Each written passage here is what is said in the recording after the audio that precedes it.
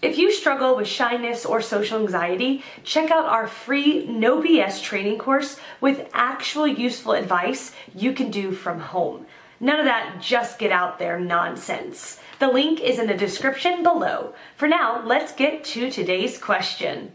How to know if you have social anxiety, and why these tests are stupid. So most of the sites, you've probably seen them, are going to give you some kind of social anxiety quiz and rate you the level of social anxiety disorder or something. Yep. Kind of like this. Now, as fancy as that looks, I'm here to tell you it really doesn't matter. Shyness and social anxiety is the same thing. Two different extremes of the same problem.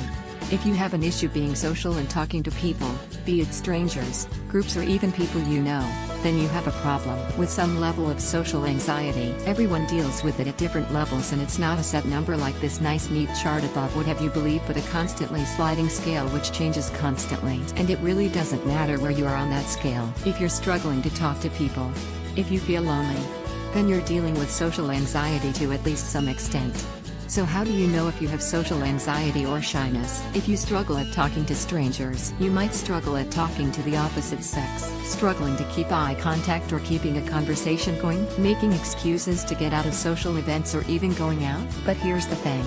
As much as it doesn't matter if you give yourself a number, rating, color a gold star over your social anxiety, it also isn't like some people are just socially anxious and that's that. Social anxiety is part genetic and mostly a learned behavioral problem. But I'll tell you this, and we are talking from a decade of experience personally and coaching people through it, anyone can overcome it. I always suggest using something like this. I know Big Pharma is pushing a bunch of drugs and SSRIs telling you they'll hide that nasty social anxiety problem away. And a bunch of companies are making crazy claims selling you snake oil. Literally, they're selling oil to stick on your tongue which is going to solve the problem. Absolute nonsense. Once you know you have social anxiety, to whatever extent, the next step is dealing with it.